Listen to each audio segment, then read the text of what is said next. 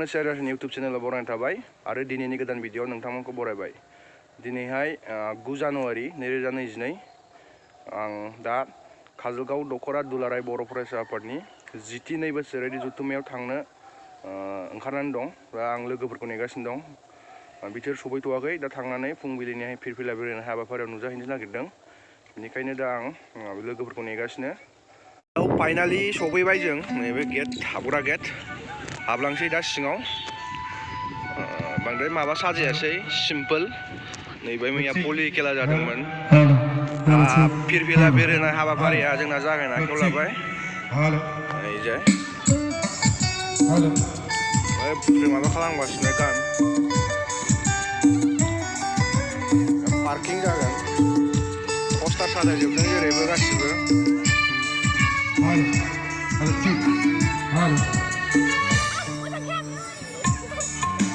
नुगोन सिनेमायाव सोर मिथिं गाफैदों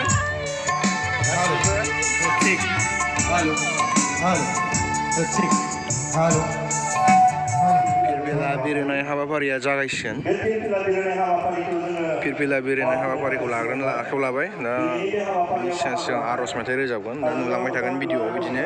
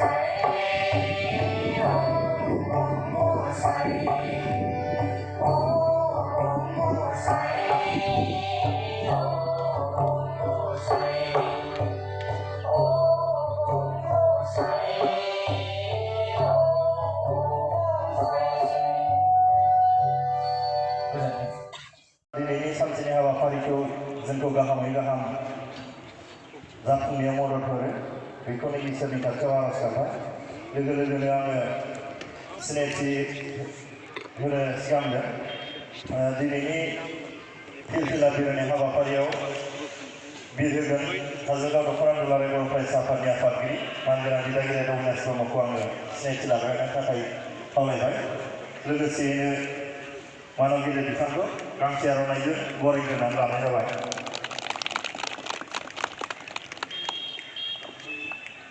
आरो जोंहा बे हाबाफारियावनो बाहागो लानो हाबावदों जोंजोंनो मुंख्लंफोरनो बिबार बावजेनगिरि हिसाबै हांख्रायनानै लाबोजानाय चिरां जिल्ला दुलाराय बर' फरायसा आफादनि बोसोनगिरि लोगोसेनो काजलगाव दख'रा दुलाराय बर' फरायसा आफादनि बोसोनगिरि बिदा गिदिर सहदेब ब्रह्म बिदा गिदिरखौबो सिनायथि लानो थाखाय खावलायबाय। लोगोसेयैनो गांसे आर'नाइजों बरायग्रोनानै लाग्रोनाय जाबाय। गोजोननाय थाबाय बिदा गिदिरनिसिमबो। लोगो लोगोनो आङो हाबाफारियाव फिरफिला बिरहोनाय थाखाय खावलायगोन काजलगाव दख'रा दुलाराय बर' फरायसा आफादजों लोगोसे मोनद' दालाय आफादनि आफादगिरि नेहाथारि आरो काजलगाव दख'रा एबसुनि आफादगिरिजों लोगोसे लोगो आफादगिरिखौ आङो फिरफिला बिरहोगोन थावनियाव थाहैनो थाखाय खावलायबाय। बयखौबो फिरफिला बिरनाय लोगो लोगोनो सेलुट होनो थाखाय आङो खावलायगोन।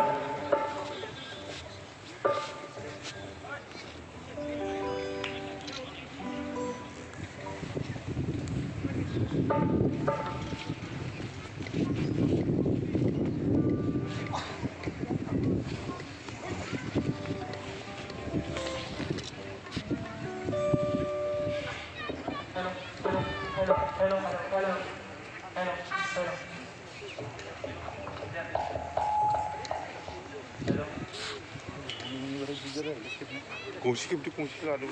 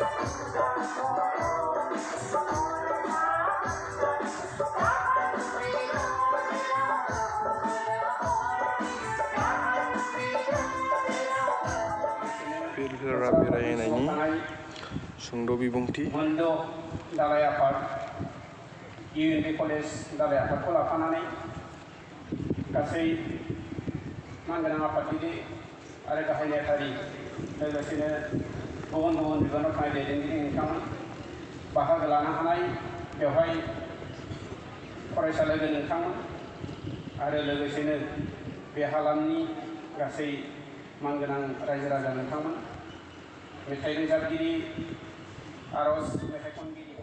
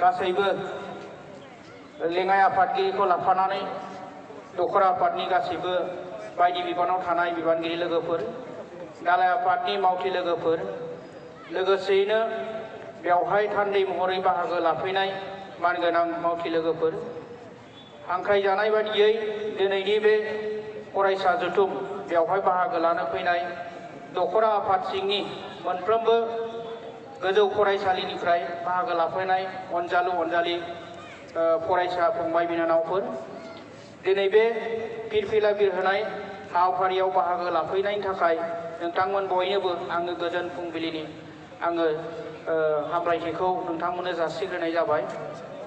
दा मानगोनां मावथि लोगो नोंथांमोन, फरायसा लोगो नोंथांमोन, दिनै आंखौ दखरा आफादनिफ्राय जोंनि बड'लेण्ड मुंख्लं जालांनाय बिथांमोननि जेरैखि मुंख्लं खाम्फा बेवहाय बिबार बावजेनगिरि महरै आंखौ आलासि महरै हांख्रायहरनायनि थाखाय दखरा आफादनिसिम आं साबायखर जासिबाय। दा मानगोनां मावथि लोगो आरो फरायसा लोगो नोंथांमोन, जोङो मिथिगौ जोंनि हारियाव जोङो जुदि न'खराव जुदि जों नायोब्ला जोंनि गेदेमा जायफोरा जोंखौ नागारनानै थांबाय, बे नागारनानै थांनाय न'खरनि बिगोमा आरो जोंनि न'खरनि माखासे सोद्रोमाफोरखौ जों गोसोखांनानै बिदिनो जोङो न'खरफोराव जोङो बोसोर खालाव खनसे बा माबा हाबाफारिफोर जायोबा जोङो खनसे गोसोखांनानै जोंनि न'खरनि गासैबो सोद्रोमाफोरखौ गोसोखांनानै जों बेफोरबायदि जों हाबाफारिखौ मावो। मुंख्लंफोरनो जोङो बिबार बावनाय बे हाबाफारिखौ मावो। थिग बिदिनो जोंनि दुलाराय बर' फरायसा आफादाबो मोनसे न'खर बायदि।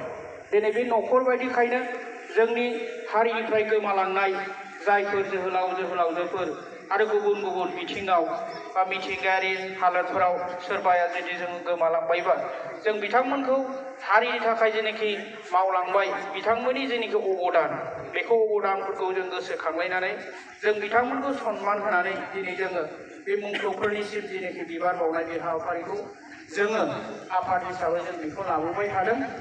दा बेखायनो दिनै दुलाराय बर' फरायसा आफाद काजलगाव दख'रायाबो दिनै बे खुंगा 10थि जेनाखि बोसोरारि जथुम्मा आरो धालिगावनि जेनाखि 9थि बोसोरारि जथुम्माजों लोब्बा लाखिनानै दिनैनि बे फुंबिलि समाव जोङो आर'ज मेथाइजों जागायनानै जोङो फिरफिलाफि होनायजों जागायनानै जोंनि दिनैनि बे मुंख्लंफोरनि जेनाखि बिबार बावनाय हाबाफारि जों बेखौ जों मावफुंनो हाबाय। दा बेखायनो आं दख'रा आफादनिसिम साबायखर जासिदों। दा बेनो मानगोनां मावथि लोगो आरो फरायसा लोगो नोंथांमोन जोङो जोंनि बावलांनाय जेनाखि जोहोलावजोफोरनि जेनाखि अबदान जों बेखौ बावगारनो मोननाय नङा। जोङो जेब्लानो सम जायो बिथांमोनखौ जोङो जेब्लाबो सन्मान होनांगोन, जों जेब्लाबो गोसोखांनांगोन। मानोना बिथांमोननि जेनाखि जिउ बावलांनाय अबदान होलांनाय दा बेनि थाखाय जोंनि बर' हारिया दिनैसिम बे पर्यायाव फैदों होननानै बुंबाबो बांद्राय बुंद्रायनाय जानाय नङा। दा बेखायनो जोङो समाव जोङो गोसोखांनो रोंनांगोन, जोंनि मुंख्लंफोरखौ जोङो बिबार बावनानै जोङो सिबिनो रोंनांगोन। दा मानगोनां फरायसा लोगो नोंथांमोन आरो मावथि लोगो नोंथांमोन जों बेबायदिनो हाबाफारिखौ जोङो लांबाय थानांगोन। दा आं बेखौसो खावलायनो लुबैदों, जोंनि जेनाखि हारिनि थाखाय बावसोमनानै जेनाखि हाबा मावलांबाय बिथांमोना थैनानै साफोरनि सावरायनाया जागायसिगोन।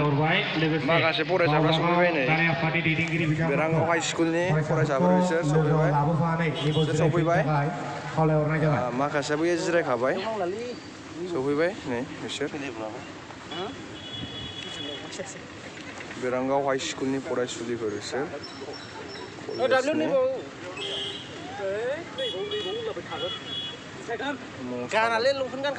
मोसानायनि रेडि फरायसाफोरनि जथुम्माया जानो थांगासिनो दं। फरायसाफ्रा फैजोब्बाय गासिबो जायगानिफ्राय। स' फरायसा जथुमनि सोमोन्दै हमनो हागोन।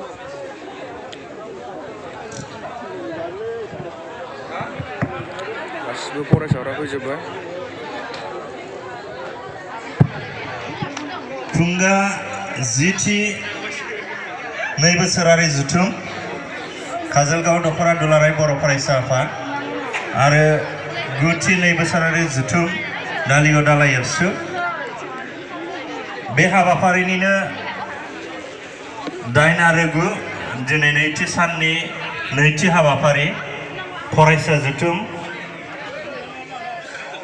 बे जथुमखौ जोङो सिगांलांनो थाखाय सिगांबाय। दिनैनि बे हाबाफारियावनो बाहागो लाफैनाय आरो बे मेलनिनो गाहाय आलासि मिरु दुलाराय बर' फरायसा आफादनि लोगो सोलोंथाइ नेहाथारि आरो बे खेवगिरि आलासि चिरां जिल्ला दुलाराय बर' फरायसा आफादनि सोलोंथाइ नेहाथारि बाहागो लानो हानाय काजलगाव दख'रा दुलाराय बर' फरायसा आफादनि 9थि 2 बोसोरसालि जथुम्मा। बे जथुम्माजों लोब्बा लाखिनानै